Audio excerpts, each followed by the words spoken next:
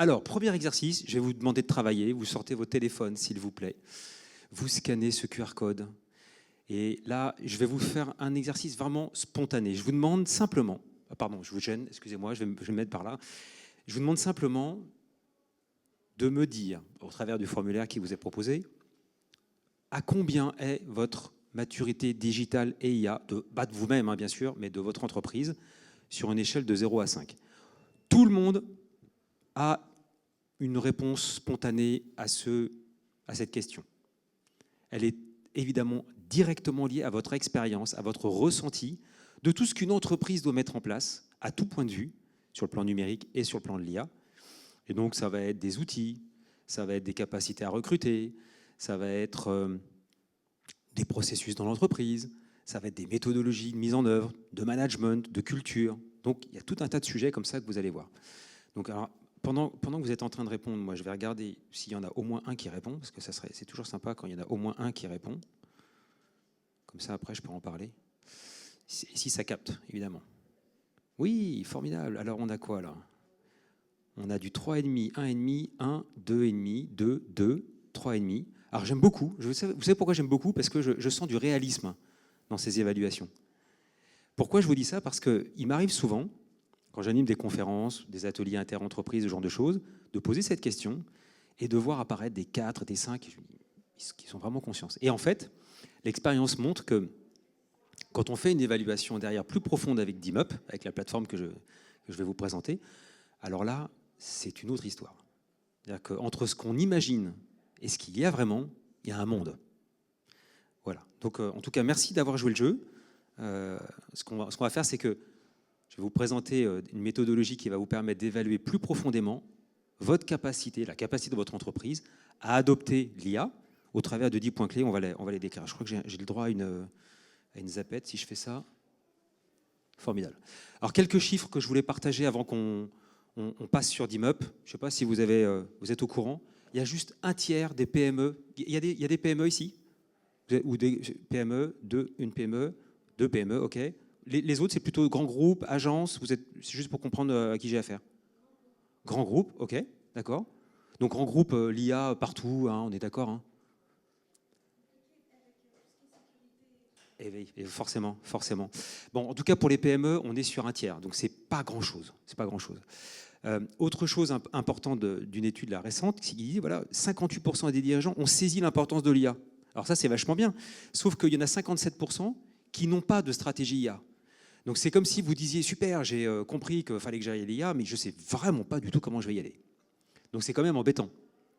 Et puis, on a 94%, là, j'ai revu, là, des dirigeants qui ont adopté l'IA juste pour optimiser l'existant. Optimiser l'existant. Donc on n'est pas dans l'innovation, on n'est pas dans tout ça. On veut juste faire mieux. D'accord? Parce qu'à l'inverse, 54% se disent ok, on pourrait peut-être développer notre activité avec ça. Donc tout ça, ça vient d'une étude. Hein, vous pourrez, je vous ai mis les sources en bas. C'est écrit très gros, donc normalement vous devez le voir. C'est une étude BPI France qui est sortie il y a une quinzaine de jours. Voilà, j'ai repris ces chiffres qui m'ont frappé. Maintenant, si on s'intéresse aux gens qui accompagnent ces entreprises dans leur évolution, c'est-à-dire les consultants, on s'aperçoit qu'ils sont à la traîne. Est-ce qu'il y a des consultants là, ici? Ah oui, quand même, on est 2, 3. Ouais, bah moi aussi, hein, je suis dans le tas, 3. Bah, les consultants, c'est pas brillant. Alors ça, pourquoi? Parce que il y a une étude qui a été faite sur les UK et les États-Unis, donc c'est quand même pas les plus en retard sur l'intelligence artificielle. On s'aperçoit que sur les 4 groupes de métiers qu'ils ont analysés, notamment les spécialistes de la fonction finance, de la compta, les juristes et bien sûr les cabinets de conseil sont en 3e position dans l'adoption de l'intelligence artificielle. Alors, c'est pas très bon signe. Pour ceux qui sont curieux sur ce sujet, j'ai une proposition d'explication que j'ai publiée ce matin sur LinkedIn. Donc, je vous invite à la regarder. À côté de ça, il faut savoir que cette étude révèle que 90% des collaborateurs, donc je vous la lis parce que c'est écrit un peu petit, à la pointe des technologies, des collaborateurs des entreprises à la pointe des technologies, dont l'IA, sont satisfaits de leur entreprise, contre 65% pour les moins avancés. Donc, s'il y a dans cette salle des gens qui sont dirigeants d'entreprise, le bon sens, si vous voulez que vos collaborateurs soient contents, c'est d'investir dans les technologies. Ce n'est pas le seul sujet, bien sûr. Pas dire que les technologies résolvent tous les problèmes. Mais en tout cas, c'est un sujet. On a aussi un autre sujet qui est que 32% seulement des professionnels pensent disposer des technologies dont ils ont besoin. Vous vous rendez compte? Ici, on dit, OK, si on a des technos, on est content. Et là, on dit, j'ai que dans un grosso modo un tiers des cas, j'ai les technos dont j'ai vraiment besoin pour faire mon métier. Ça crée de l'insatisfaction et on s'étonne après d'avoir des gens qui quittent les entreprises pour plein de raisons. Donc, autre sujet, l'IA, vous parliez de sécurité tout à l'heure, c'est une des dimensions, mais il faut savoir que la moitié, je ne sais pas si vous vous rendez compte, des professionnels interrogés dans cette étude utilisent l'IA non autorisée par l'entreprise. Non autorisée par l'entreprise. Avec des fuites de données, je vous laisse imaginer tout ce que... Et le collaborateur est créatif, hein, vous lui interdisez d'utiliser son ordinateur, il ira sur un autre, voilà. On a connu ça il y a quelques années avec le développement du mobile où les gens, OK, on interdit Facebook sur le PC, bah, c'est pas grave, on ira sur le mobile, aucun problème. Autre chiffre qui m'a marqué, 41% des entreprises interrogées rencontrent des difficultés à l'adoption de l'IA du fait de problèmes de qualité de données. Donc l'IA, c'est génial, ça fait plein de choses, mais si vous n'avez pas de bonne qualité, enfin des données de mauvaise qualité, malheureusement, vous n'irez pas très loin. Voilà, ça c'est un vrai sujet. Et puis le dernier chiffre qui m'avait marqué aussi, c'est que si vous voulez attirer les talents jeunes, il n'y en a pas beaucoup ici dans la salle, hein, les jeunes n'aiment pas du tout venir au B2B Summit, on dirait. Hein. Mais enfin, en tout cas, les Gen Z et les millennials. Donc, 84% des Gen Z, eux, ils utilisent l'IA au travail. Donc, dites-vous bien que si dans vos équipes, vous interdisez l'IA et que vous avez un Gen Z, il y a une très forte probabilité qu'il utilise l'IA même sans vous le dire. Et il y a une très forte probabilité que, bon, bah, il n'ait pas envie de rester si vous ne lui proposez pas des outils IA dignes de ce nom. Bon, les boomers, moi je fais partie des boomers, voilà, donc 51%, c'est bien, on est tranquille, nous, on est apaisés, les boomers. Hein. Alors, tout ça c'est très bien, donc on se dit, ok, super, il faut qu'on aille vers l'IA en prenant un certain nombre de précautions. Donc pour ça, vous allez activer 6 leviers de digitalisation, en fait. Vous pouvez regarder le problème dans tous les sens, vous allez toujours retrouver ces 6 leviers-là. Le premier, la stratégie digitale. Hein, je parle que de ça, hein, digital et IA. L'organisation qui la supporte, le personnel qui la met en œuvre, l'offre proposée par l'entreprise, qu'elle soit privée, publique, ça ne change rien, elle propose une offre, d'accord ? Elle crée des nouveaux produits et services, elle innove, elle met sur le marché, elle vend. Elle s'appuie sur des technologies, on va parler d'infrastructures techniques tout à l'heure et des technos justement avec Zenbaya. Et enfin, elle s'intègre dans un environnement juridique, fiscal, réglementaire, économique, qu'il va falloir maîtriser. Et donc, pour chacun de ces sujets, vous allez vous poser la question à chaque fois de vous dire, bah, par exemple, pour la stratégie digitale et IA, comment elle est construite pour soutenir l'activité de l'entreprise. Pour l'organisation, vous allez vous demander quelles structures sont mises en œuvre, indépendamment des hommes et des femmes qui composent l'entreprise. Je caricature à peine en disant que, ici, sur ces deux sujets-là, on a essentiellement des éléments documentaires. Vous voyez, on pourrait dire, bah, n'importe quelle entreprise ici, elle pourrait être décrite dans une stratégie, un schéma d'organisation, etc. On pourrait la donner à faire à d'autres personnes, ça devrait fonctionner, normalement. Normalement. Troisième sujet, on va s'intéresser à la maîtrise du digital et de l'IA par les collaborateurs. C'est essentiellement des sujets de formation, d'acculturation au numérique, de résistance au changement. Voilà, je vous passe les détails. L'offre, on va vraiment se focuser sur la capacité qu'a l'entreprise à construire des produits, des services qui vont tirer profit de la donnée, qui vont produire des données intéressantes pour votre écosystème, qui vont pouvoir être marketées et vendues au travers des canaux numériques. La technologie et l'innovation, c'est ce qu'on appelait avant, pour les plus anciens d'entre nous, l'informatique. Je suis un ingénieur informaticien de formation, vous voyez, on parlait d'informatique dans le temps. Donc c'est toutes les techs, les réseaux, les applications, les devices que vous donnez à toutes vos parties prenantes, vos clients bien sûr, mais aussi vos partenaires, vos fournisseurs, bref, tous ceux qui vont interagir avec vous. Et puis le dernier sujet, je parlais d'environnement tout à l'heure, et ici on est dans un salon qui est plutôt marqué sur l'IA. Donc là on va s'intéresser essentiellement à des sujets autour, par exemple, l'AI Act ou d'autres choses de ce type-là. L'AI Act, c'est que sur l'Europe, mais si vous, en grande entreprise, vous êtes sur une dimension plus internationale, bah, il y a d'autres réglementations spécifiques qu'il va falloir prendre en compte. Bref, Ces 6 leviers-là, vous allez devoir les regarder dans le détail pour évaluer plus finement ce que je vous ai demandé au départ. D'accord ? Et donc, pour spécifiquement l'IA, parmi tous ces leviers, je n'ai pas le temps de détailler là, mais vous avez en fait, dans la plateforme d'immeuble.com, 115 indicateurs qui sont distribués sur chacun de ces 6 leviers. Non, c'est pas, je l'ai dit, c'est 115 indicateurs en tout distribués sur ces leviers.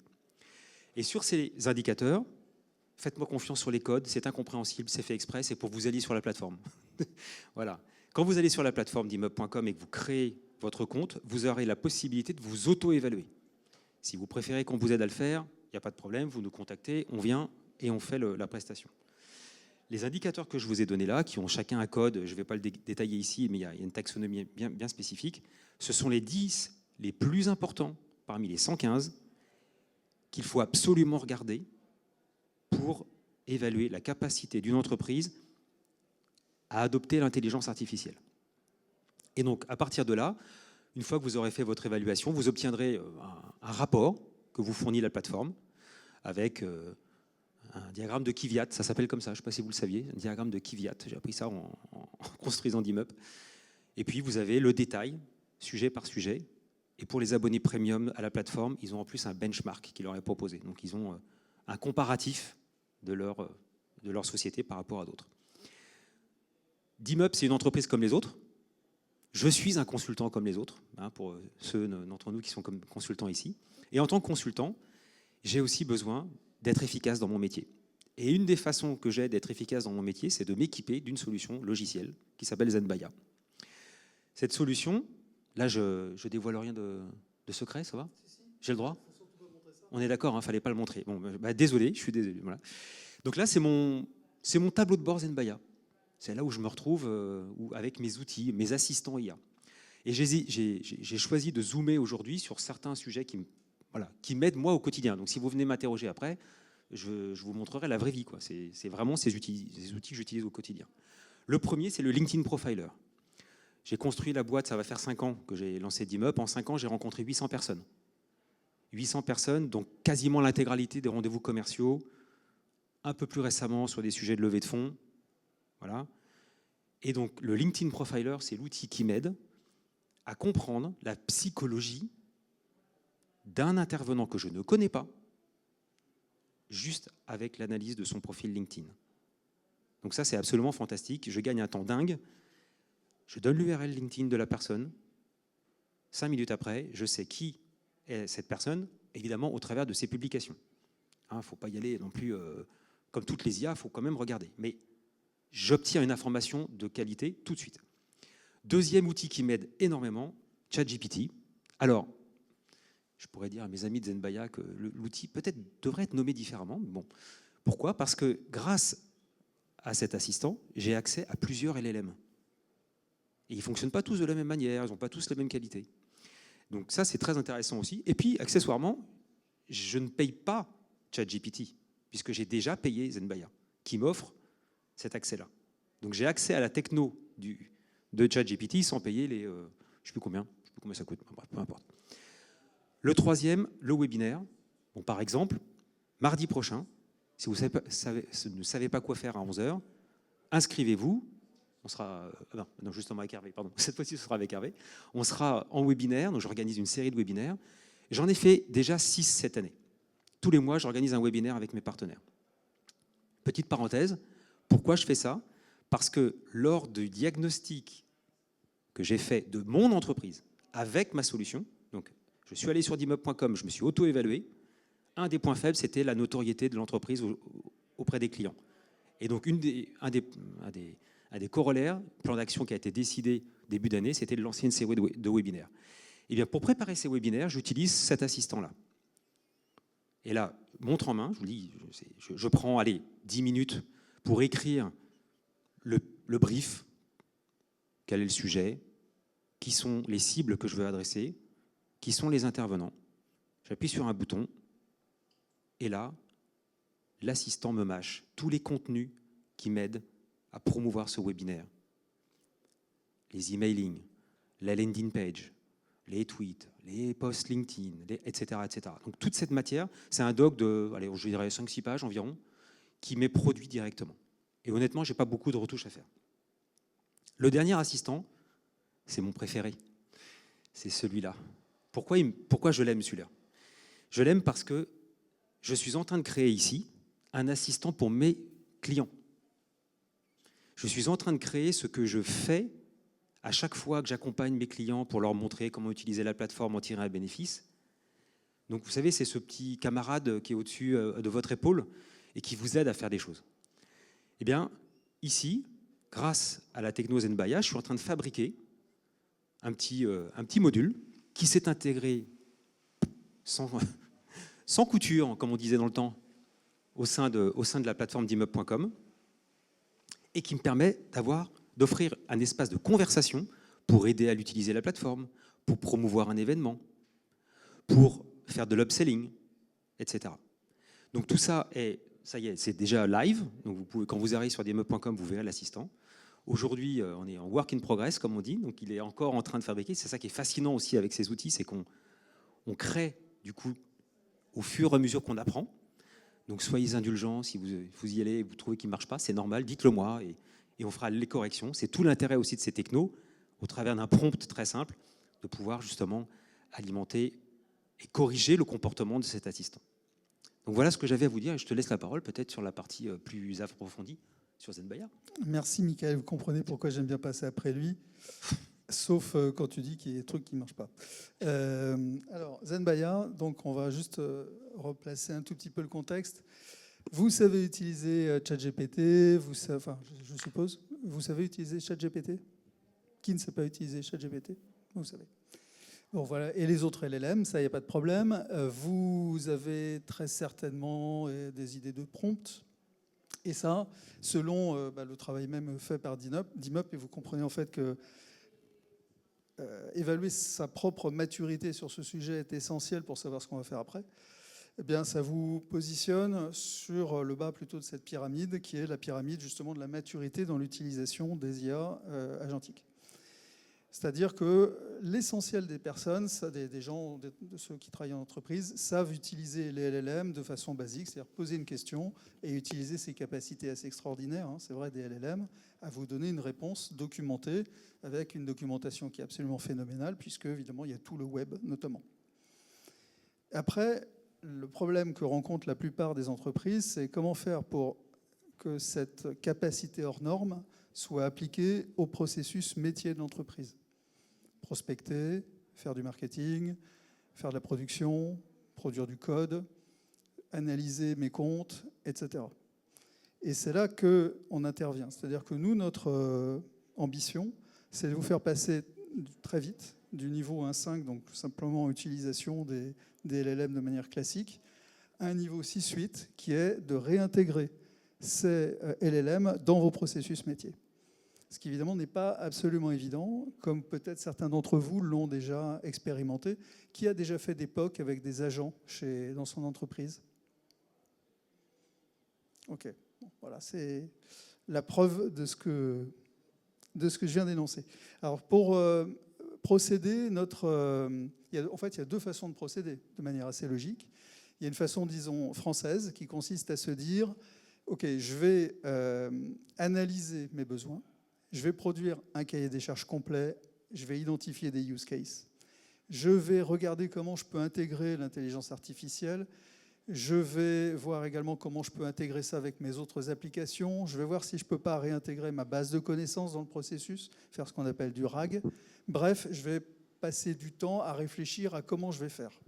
Un an après, le projet n'est toujours pas en cours, notamment parce qu'il y a des freins, parce qu'il faut impliquer la DSI, parce qu'il y a tôt ou tard le RSSI qui vient, en particulier dans les grands comptes, mais pas que. Et donc, tout ça fait que les projets sont particulièrement complexes.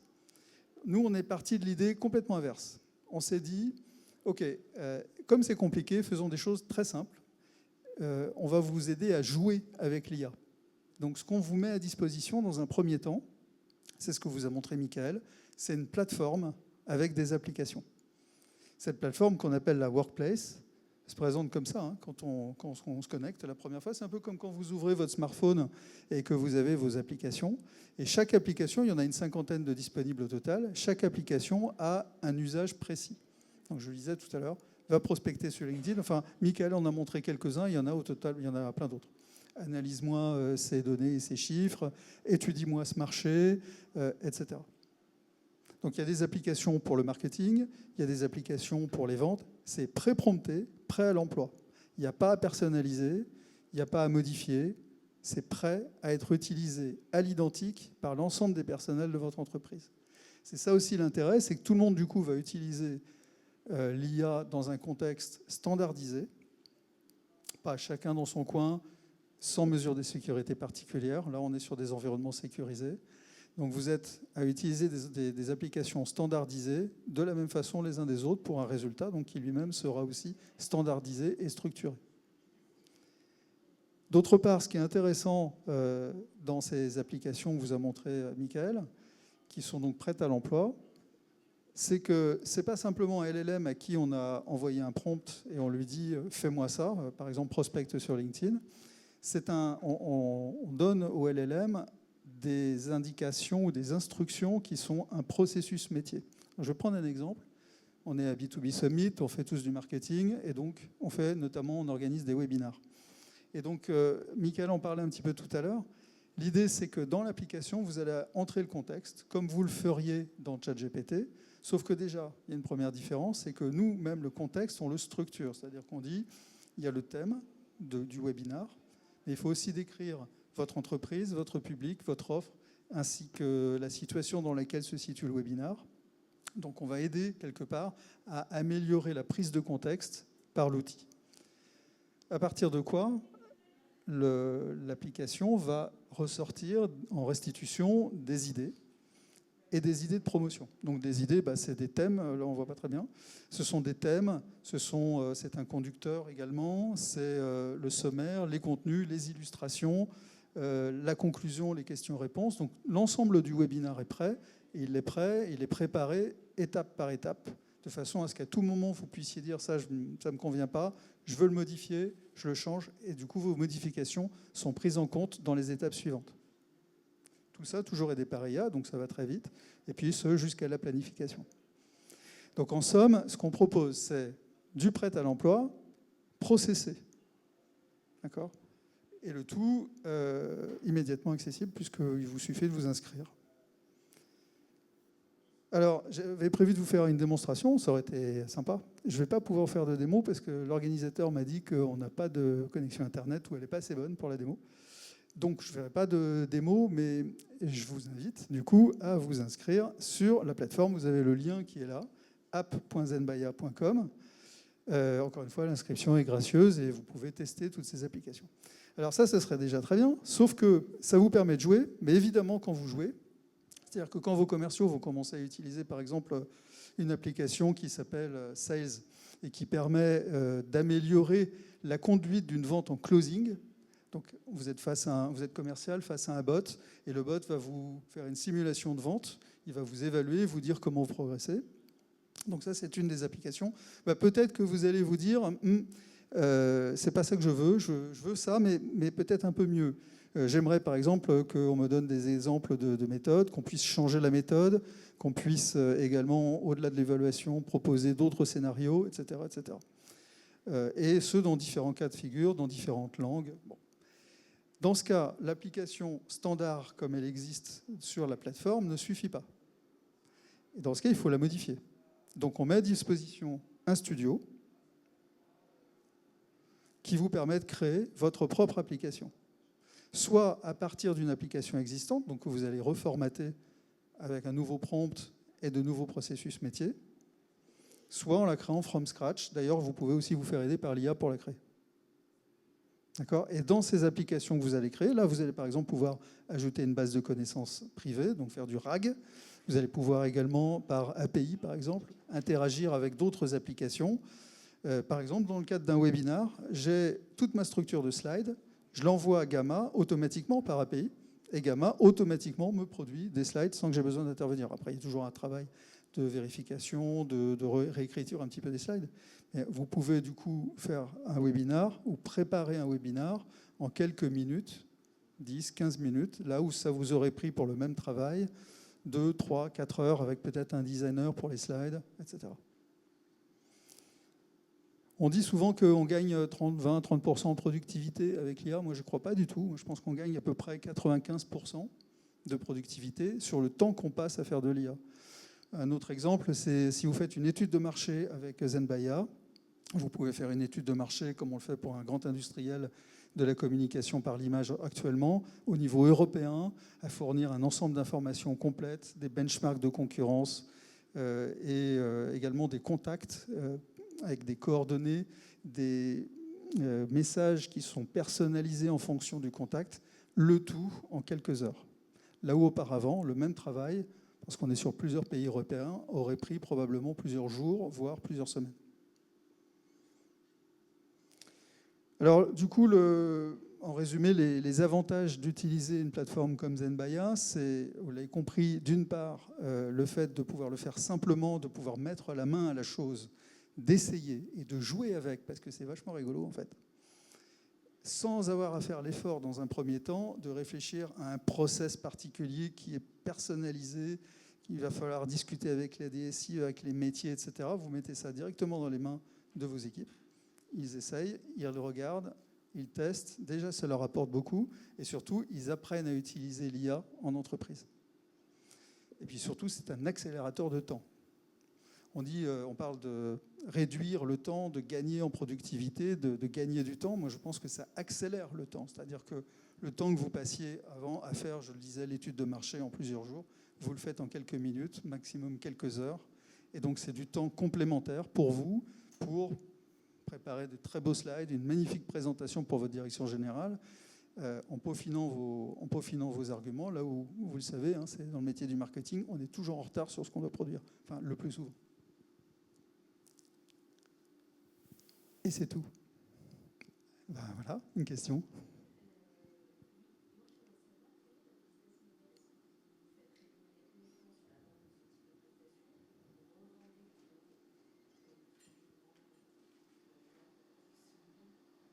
Non, on ne touche pas aux données. Les données sont chez les clients, elles appartiennent aux clients. Et voilà.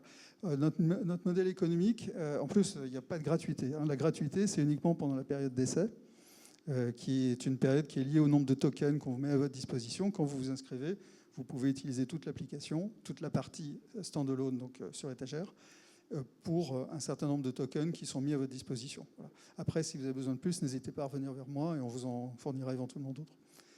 Notre modèle économique, c'est un prix d'abonnement. Donc il y a un prix qui n'est pas du tout secret, hein, c'est 20 € par utilisateur et par mois.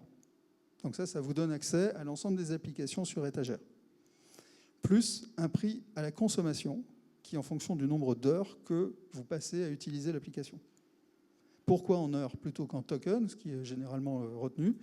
Pour vous permettre de calculer facilement un ROI et de justifier ce ROI vis-à-vis de vos équipes et en particulier de votre direction générale. Donc vous savez que vous y passez tant d'heures. Je vous disais tout à l'heure, hein, c'est un accélérateur de temps.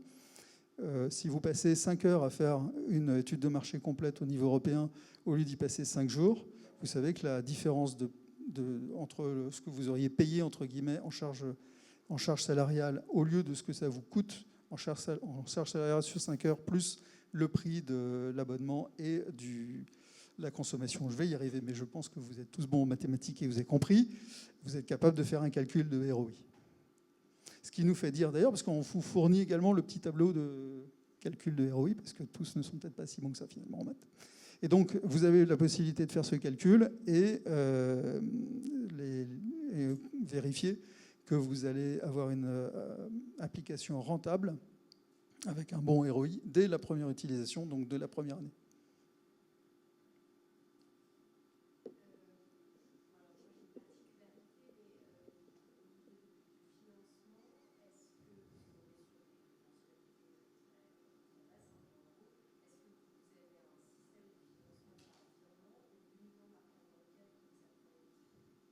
Alors on est en B2B. Alors que la question c'est quel est le mode de règlement en fait, c'est ça, de paiement.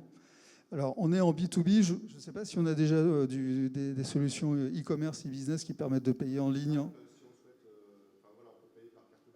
Eh ben voilà. Vous pouvez par carte bleue si vous voulez. Sinon, on vous envoie une facture et vous nous réglez par virement, par exemple.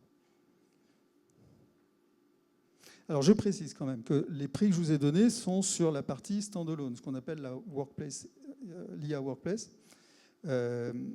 Si vous souhaitez créer vous-même votre agent en utilisant le studio que je vous ai montré tout à l'heure, et donc créer vous-même votre propre application, là il y a des coûts supplémentaires qui sont des coûts quasi exclusivement de prestations, parce qu'il faut là faire le travail dont je parlais au début, qui est d'imaginer, d'établir un périmètre de use case, de voir comment je vais procéder, de voir comment je vais prompter, de définir un cahier des charges, de le réaliser, de prompter, de faire la réalisation, le recettage, etc., etc., etc. Et donc tout ça passe par des prestations de services qui sont facturées au client final. On ne souhaite pas, nous, le faire.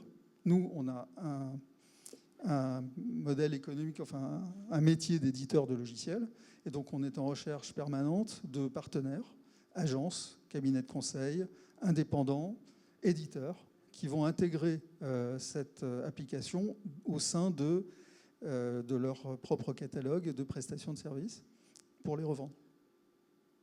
En particulier, ce qui nous intéresse, c'est que, vous l'avez compris, on est générique dans les métiers de l'entreprise, pas uniquement marketing, vente, comme c'est beaucoup le cas ici, B2B, mais on fait aussi finance, achat. Il y a des applications dans tous les domaines. Or, la qualité finalement de ce qu'apporte Zenbaia, la valeur principale de Zenbaia, c'est la capacité à intégrer dans l'outil un savoir-faire, process, métier de l'entreprise, notamment au niveau de la fonction. Et donc, plus on a des partenaires qui sont spécialisés sur une fonction, par exemple achat, plus le travail qui sera fait sur la génération de nouvelles applications, actuellement il y en a 50, mais ça grossit chaque mois, sera pertinent, puisque ce sera fait par quelqu'un qui connaît particulièrement bien la fonction achat. Alors, j'ai un peu monopolisé les réponses, Michael, mais tu peux répondre toi aussi. Je pourrais juste rajouter que je m'amuse moi-même avec ce studio. Tu disais s'amuser, c'est vraiment le mot. Moi, je suis un pur produit de l'ingénierie informatique. Donc, moi, j'ai appris à faire un cahier des charges, développement, recettes, etc. Là, ce qui est absolument fascinant, c'est quand on joue avec l'outil, on s'amuse avec l'outil, vraiment. Vraiment, je suis en conversation avec la plateforme, y compris à l'engueuler quand elle ne fait pas ce que je veux. Donc ça, c'est des choses qu'on n'a jamais avec un outil de développement normal. On n'engueule pas son outil de codage. Là, oui, ça arrive. Jusqu'au temps où on comprend que, ah oui, mais non, je ne lui ai pas dit, j'ai pas mis dans le RAG, j'ai fait une fonction qui fait que il y a eu une indirection, enfin bref, des petites choses. Mais donc, on a des sessions de création avec vraiment des allers-retours assez amusants avec la plateforme. Et tu as raison sur le côté aussi mappé sur le processus. C'est très générique quand on le dit comme ça, mais je vais prendre le cas de DIMUP sur la partie studio, là, j'entends. Hein, je suis dans la partie création de sa propre application. Je vous disais tout à l'heure, je suis en train, moi, de créer cet assistant, cet agent qui va venir nous aider, mes visiteurs. Et finalement, qu'est-ce qu'il fait, cet agent? J'ai une problématique d'aide, donc il faut que j'aide tout simplement à utiliser la plateforme.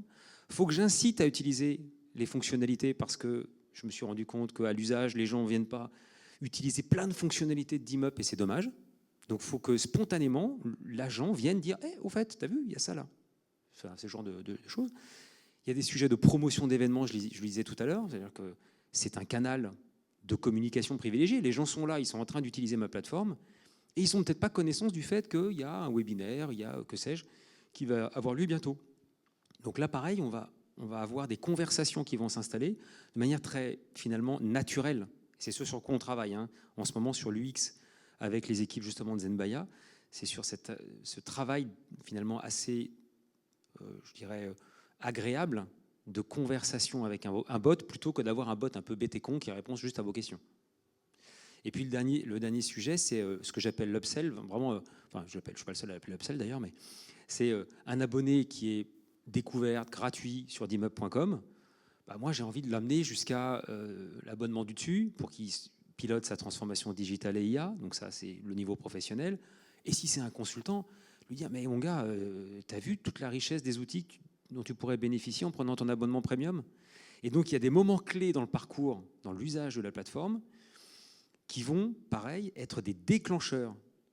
Donc, je travaille là-dessus sur des scénarios modélisés dans le studio et qui sont déclenchés par des événements spécifiques liés à l'utilisation de la plateforme. Voilà. Donc, et ça, c'est très marrant à faire parce que justement, on est dans la conversation. Dans Zenmaya, il y a Zen. Oui. Autant que vous voulez. En fait, vous choisissez celui que vous souhaitez. On a actuellement une quinzaine mis à disposition par défaut en public, mais on rajoute ceux que vous voulez. C'est pas très compliqué à faire. Et la version que vous souhaitez également. J'ai le droit de dévoiler un petit secret aussi, parce que j'ai été amené à me poser des questions sur la confidentialité de certains documents. J'ai mis environ 150 fichiers. Donc moi, je suis une toute petite boîte. On n'est pas multinationale, mais ça marche aussi très bien pour une boîte comme DIMUP. Donc il y a environ 150 fichiers dans le RAG qui sont mis à disposition. Ces fichiers-là, ils ne sont pas tous publics. Et quand ils sont publics, ils ne sont pas forcément simples à retrouver parce que c'est des posts, des choses comme ça, des contenus que j'ai pu mettre ici et là. Et puis, il y a certains documents sur lesquels je me suis dit, OK, mais mettre ça comme ça à disposition dans un LLM qui risque d'être aspiré, qu'est-ce qu'on fait, quoi ? Donc là, si j'ai besoin d'aller vraiment à jour, sécuriser, ceinture, bretelles, etc., avec les équipes de Zenmaya, je peux aussi finalement créer un espace sécurisé sur une infrastructure sécurisée et qui ne sera certainement pas disponible aspiré nulle part. Donc avec un LLM spécifique sur une infrastructure sécurisée. Donc là, on est très très serein, quoi. Non, c'est n'importe quel LLM du marché, vous le déployez. À partir du moment où il est installé sur une infrastructure, si vous voulez aller jusque-là, ce que je veux dire derrière, c'est que moi, par exemple, j'imagine mettre des documents contractuels, confidentiels, etc. Je me dis, OK, ça serait génial de pouvoir avoir dans l'assistant que je propose cette conversation avec un utilisateur avec les données confidentielles. Mais ça, avant d'en arriver là, je le ferai sur une infrastructure que je maîtrise de manière certaine. À la fois le LLM, mais aussi le hardware. Donc aujourd'hui, en public, c'est public, mais vous pouvez le faire en privé. Donc on peut l'installer avec des LLM Lite sur des infrastructures privées chez vous ou chez nous.